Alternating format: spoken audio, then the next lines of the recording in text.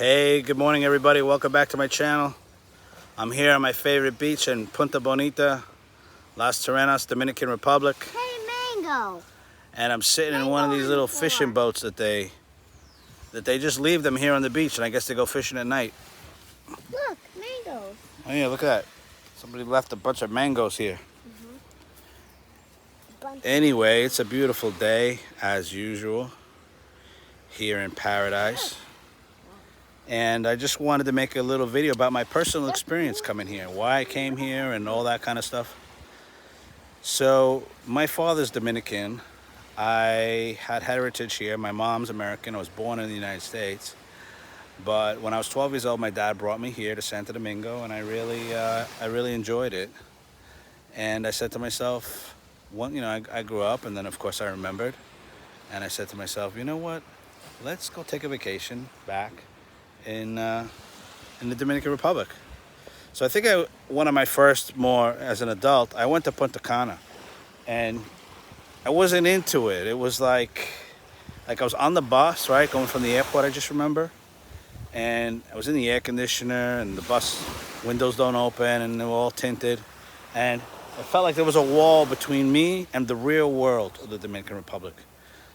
So I drove by, I was seeing the real world. I was seeing the Dominicans in the street. I was seeing how they live, and, there's a lot of motorcycles they drive, and, they're making barbecues on the side of the street, things that we don't have in the U.S. They're able to hang out and drink cervezas, beers, or whatever. And I'm thinking to myself, I want to experience that. And anyway, the bus pulls into the resort, the gates open, and boom, I'm in Disneyland. So when you leave the U.S. and you go to a place like Punta Cana, you never really fully get the full DR experience because they keep you in a bubble. And the whole time I'm at the resort, I was going to the different restaurants. I went to Excellence in Punta Cana, which was excellent, by the way. And it's all couples, so I really went to the wrong place because I went alone. It was all couples. Anyway, so I went to all the restaurants. I made a reservation. They got a little French restaurant. They got a little Italian restaurant, maybe American restaurant, a little barbecue restaurant. I said, where's the Dominican restaurant? Oh, we don't have one. I'm like, what? In the Dominican Republic, you don't have a Dominican restaurant? So I can't even try real Dominican food here like everybody eats? I was just like, you got to be kidding me. So I would have had to leave the resort. But even when I leave, if you leave the resort, there is no little Dominican place like across the street. You're in a resort town. It's like you're in Disneyland or something. So anyway, I never really got to experience the real Dominican Republic on that trip. And it was a little disappointing for me. So anyway, let's fast forward years later. I ended up going to Santo Domingo. I stayed in the Jaragua Hotel there. And I experienced the colonial zone, and I left the hotel. I was, safe and secure in my hotel, but it's not like a resort. And so as soon as you're out the door, you're in the real life there. And I experienced the real life, and I really liked it. I was very happy I could have Dominican food the way I wanted to, rice and beans, all that stuff. And so then it was a little too city for me. After a few visits there, I upgraded to Juan Dolio. Juan Dolio is like a little beach town about 30 miles away, a little quieter, but within reasonable access to the city. And I rented a condo there in a place called Marbella. And it was really, really nice. It was wonderful. So I did that for some years or whatever. And then I had a girlfriend here, a beautiful girl that I met. Her name was Fior. And she helped me get out of my shell.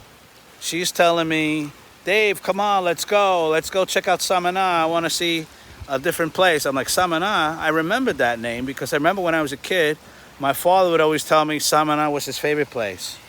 He would tell me it was his favorite place. And so, anyway, it took her quite a while to convince me to really get out of my shell again and rent a car and drive here. This is about 2 hours and a half from Juan Dolio, or from the capital. It's not far. The roads are just slow. It's probably about 70 miles. Anyway, so she convinced me, and I came here. And I fell in love with this place. I absolutely fell in love with this place. The ocean, the rivers going to the ocean from the mountains. You can see the mountains back there. So that means all this water from the rain has to go to the ocean, because on the other side is all, again, a bay. So this is a peninsula, right? So the water has nowhere to go but down. We got fresh springs, we got rivers that come right out the side of a mountain. That it's a spring right out of the mountain. Unbelievably clean water. A lot of locals even just bottle that up and take it home and drink it. Anyway, so I came here and I fell in love with the place, the nature, the environment. And I said to myself at one point, I was sitting out there on the beach in Playa Cazón.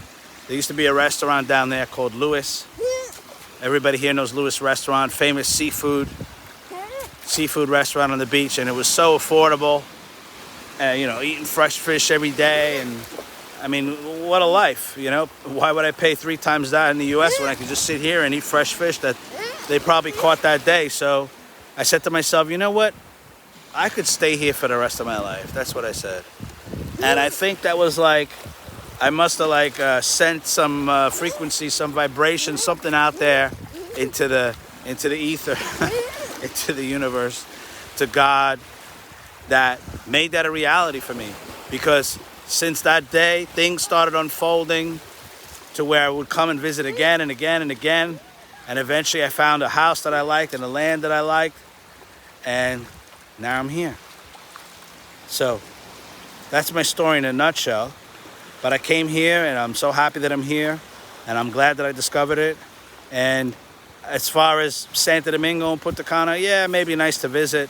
But I don't think I want to live there. Definitely nice to visit, but I don't want to live there.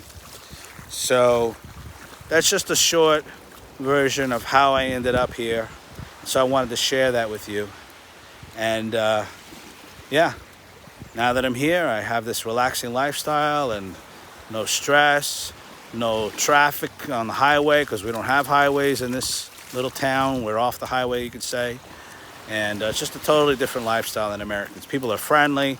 People say hello to you on the street. Hey, what's up? Hey, they say, hey, ¿cómo está usted? That means, how are you? Right? They say, ¿cómo está usted?